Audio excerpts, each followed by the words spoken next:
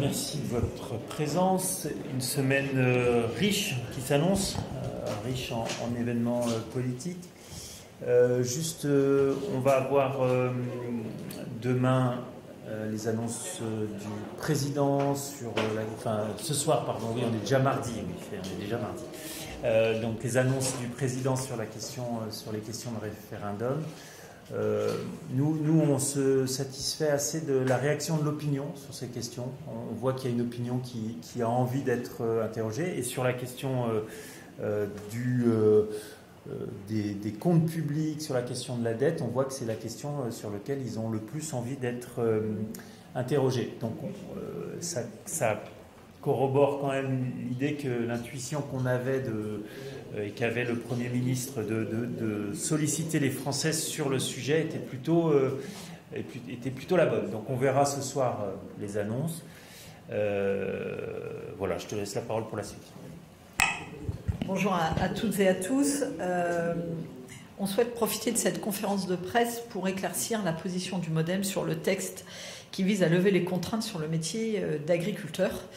Parce qu'on entend beaucoup de choses et donc on préfère vous donner notre position, qui est une position qui vise à allier le métier d'agriculteur qui a des besoins, mais également que ce texte, à la fin, soit compris et partagé par l'ensemble de nos concitoyens. Alors ce texte est parti du Sénat, c'était plutôt un musée des horreurs. Sorti Sénat, il a été bien travaillé, donc il est quand même plus conforme à ce qui peut être travaillé par notre groupe. Il y a un certain nombre, d'items sur lesquels nous sommes largement en phase, c'est-à-dire par exemple sur la séparation de la vente ou du conseil, puisque c'est une reprise du travail de messieurs Travers et Potier, donc là, bien entendu, nous soutiendrons. Sur tout ce qui est lever les freins à la construction de bâtiments pour l'élevage et uniquement pour l'élevage, c'est peut-être là où on a une légère différence, bien entendu nous soutiendrons.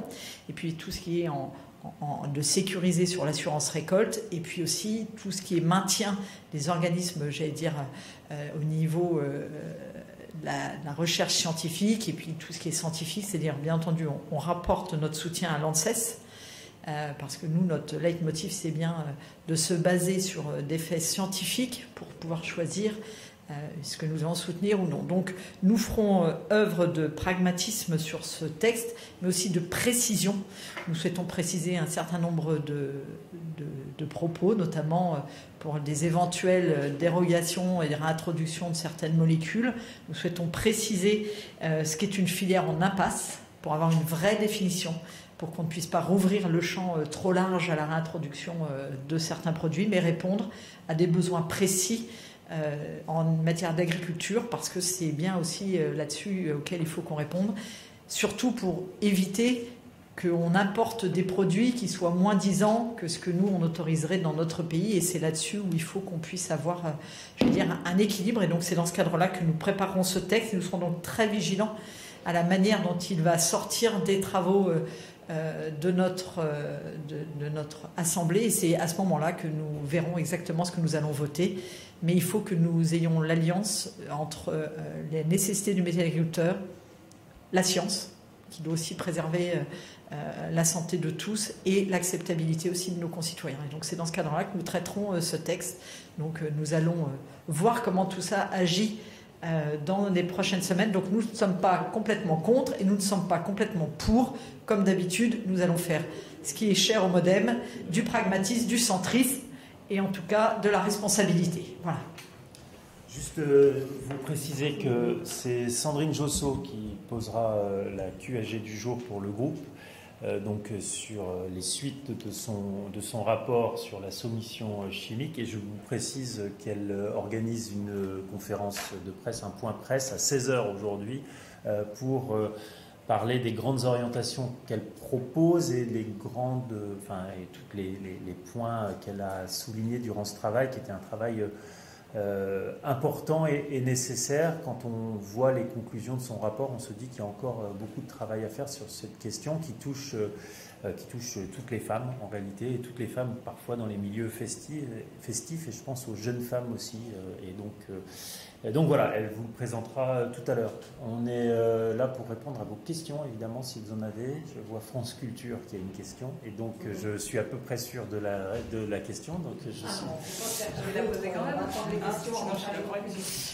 Donc, Rosalie Lafarge de France Culture. Ma question, évidemment, que vous connaissez, c'est de savoir comment vous appréhendez l'audition demain de François Bayrou devant la commission d'enquête. Est-ce que vous redoutez que ça ne se transforme en procès politique? Alors moi, je pensais que vous alliez me poser une question sur Gérard Depardieu. Je suis navrée de vous recevoir. Non, plaisanterie à part, évidemment, on a une préoccupation parce qu'on a vu quand même que certaines de ces auditions ont été très surprenantes sur les choix et sur les non-choix, c'est-à-dire aussi sur les questions qui n'ont pas été posées et sur un certain nombre de sujets. Nous, notre préoccupation, et j'en parle avec la présidente de la délégation aux droits des enfants, on est sur ce sujet avec un seul cap. Il faut que cette commission d'enquête puisse aborder la question de fond. La question de fond est comment, pendant si longtemps, tous ces violences ont pu rester sans avoir d'écoute et sans ressortir. Parce que c'est ça le vrai sujet. Le vrai sujet, il est celui-là. Et on doit le dire, on a quelques, parfois, interrogations sur la conduite des auditions. Et d'ailleurs, vous le constatez, vous aussi, et je vois bien qu'il y a quelques interrogations. Et si c'est pour faire un procès politique du Premier ministre, mais ça ne servira à rien. Et nous allons laisser des victimes sans réponse, et nous n'allons pas répondre à cette question qui peut être une question pour la suite. Comment on fait dans ce pays pour que ça n'arrive plus, et comment on fait pour que la parole de jeunes dans des établissements, dans des pensionnats, mais qui soient des pensionnats privés comme publics, et à l'école, à l'éducation nationale d'une manière plus large, puisse parler. Et juste pour conclure, moi je vois la différence. Moi j'ai conduit avec Sandrine Rousseau une commission d'enquête. Et je vois excusez-moi, je ne devrais pas parler comme ça peut-être du travail de mes collègues, mais je vois vraiment la différence d'approche. C'est-à-dire que nous n'avons pas fait une sortie médiatique à chacune de nos auditions. On n'a pas fait un point presse à chacune de nos auditions. On a fait notre travail. On a fait un travail méticuleux, presque monacal, un travail de fond. Et on a fait des conclusions. Et c'est ça que moi j'attends aussi de cette commission d'enquête, parce que le sujet est trop grave, et je te laisse compléter. Au-delà du procès politique qui ne manquera pas d'être fait au Premier ministre, moi ce qui me gêne dans tout ça, c'est qu'on ne parle pas du fond en fait. On parle d'une époque, il y a 30 ans, où les violences éducatives ordinaires étaient autorisées,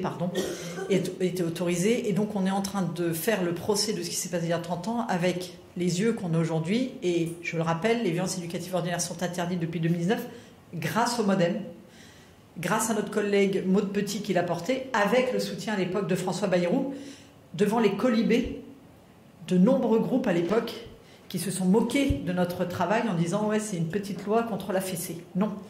Donc on est très fiers en tout cas, et j'aimerais qu'on le rappelle de manière assez forte, que c'est quand même le MoDem qui a fait en sorte qu'aujourd'hui, les violences éducatives ordinaires soient interdites, que ce soit effectivement dans les familles, mais également dans les écoles.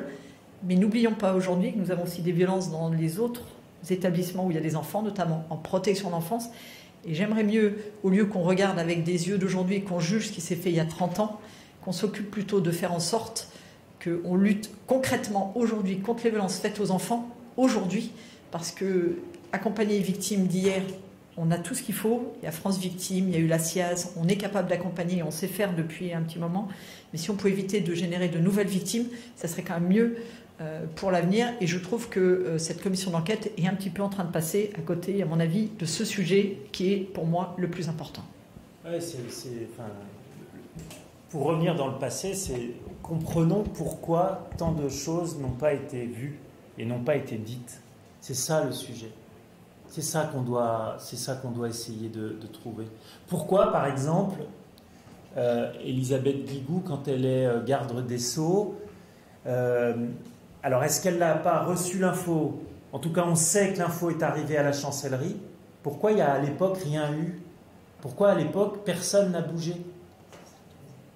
Pourquoi, quand vous recevez à la chancellerie un courrier qui vous dit qu'il y a eu des violences et qu'on inculpe quelqu'un pour viol, qu'on le met en examen et qu'il est en détention, pourquoi cette remontée d'infos ne va pas plus loin que le bureau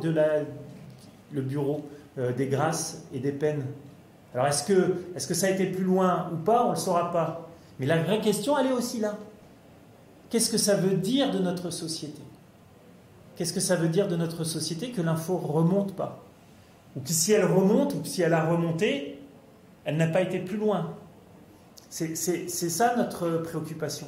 C'est ça notre préoccupation. Parce que si tout avait marché dans un monde qui est peut-être le monde sur lequel on doit tendre, c'est que ces remontées d'informations, elles doivent être traitées immédiatement. Le procureur, effectivement, les remonte et le signale. Et des enquêtes sont mises en place. Et puis surtout, le premier point, c'est qu'on protège les victimes. Et on protège les potentielles autres personnes qui sont dans cet environnement. Et ça n'a pas été fait. Et c'est ça la vraie question. C'est ça la vraie question. Et la question n'est pas celle de François Bayrou. François Bayrou n'était pas aux responsabilités à ce moment-là. Le 26 mai 1998, quand l'affaire éclate dans la presse locale, François Bayrou est député. Et il n'est plus ministre de l'Éducation nationale. Est-ce que si les enquêteurs concluaient au parjure, est-ce que le Premier ministre devrait démissionner? Mais parjure de quoi? Et vous êtes en train de retourner sur le sujet on est en train de vous dire que ce n'est pas le sujet. Excusez-moi, le sujet, ce sont pourquoi notre société n'est pas capable. Pourquoi en 98, cette société, on est en 98, on n'est pas en 1492, vous voyez? On est en 1998, c'est-à-dire c'était il y a 25 ans. Ouais, vas-y. Oui, il y a un mot que vous venez de prononcer qui m'inquiète. Ce sont des députés qui font un travail de commission d'enquête, mais ce ne sont pas des enquêteurs. Je pense qu'il ne faut pas mélanger. Nous n'avons pas le statut d'enquêteur. Si des faits, eh bien, il y a la justice qui doit passer. Enfin, à un moment, c'est là aussi où il faut qu'on fasse attention et qu'on soit bien là pour comprendre un système et éventuellement mettre en place ce qu'il faut pour plus que ça se reproduise. Et c'est ce dont je vous parlais à l'instant et c'est ce dont pour lequel je plaide, plutôt que de faire des procès de personnes individuelles, car si réellement il y avait des faits, eh bien, on pourrait dans ce cas-là déposer déjà en justice à l'heure actuelle. Donc, attention aussi à ne pas faire prendre à cette commission d'enquête autre chose qu'une commission d'enquête parlementaire. Ce n'est pas une commission d'enquête judiciaire et ce n'est pas une commission d'enquête qui est menée par des professionnels. Nous sommes là par une commission d'enquête par des députés politiques et politisés. Et je pense qu'il ne faut pas l'oublier. J'avais une question. Non, je voulais juste vous faire remarquer que la première plainte dans cette affaire, elle date d'avril 1996. Et comme dans sa première réponse ou sa deuxième réponse à l'Assemblée, je ne sais plus, le 18 février, je crois, le Premier ministre avait dit « je n'étais plus ministre ». En fait, factuellement, ce n'est pas exact. Et peut-être aussi, c'est pour ça, parce qu'il a donné une réponse. Vous verrez demain, je pense qu'on pourra faire la chronologie des faits. Mais là, ce que vous êtes en train de dire, en 1996, cette plainte de 1996 n'est pas une plainte pour violence sexuelle. Non, c'est la plainte pour la gifle voilà, qui a c'est la plainte pour la gifle. Et pour la plainte pour la gifle, au moment où les services du ministre de l'Éducation nationale de l'époque, qui était M. François Bayrou, a été immédiatement déclenchée une enquête administrative. Et cette enquête administrative, et l'enquêteur le reconnaît lui-même, les failles de son enquête, on dit, l'enquête, elle a dit qu'il n'y avait rien de grave. Et comme on le rappelle, je vous rappelle que ces violences sont intolérables. Intolérables. Une gifle, pour nous, c'est intolérable. On l'a fait inscrire dans la loi. C'est notre famille politique qui l'a fait inscrire dans la loi. Mais à l'époque, elle n'était pas interdite. Après, des coups et blessures sur un enfant, c'est évidemment gravissime. Gravissime. Donc, voilà. Je pense que François Bayrou, moi, je ne sais pas, nous on ne l'a pas conseillé, on n'en a pas parlé avec lui, il va reprendre la chronologie. Et moi, la chronologie que nous en avons fait, voilà. Et moi, je regrette que ça soit le sujet. Le vrai sujet, je vous l'ai dit tout à l'heure, c'est pourquoi ça passait à l'époque. Voilà, on est obligé de conclure. On a pris nous aussi 3 minutes de retard et comme je râle à chaque fois.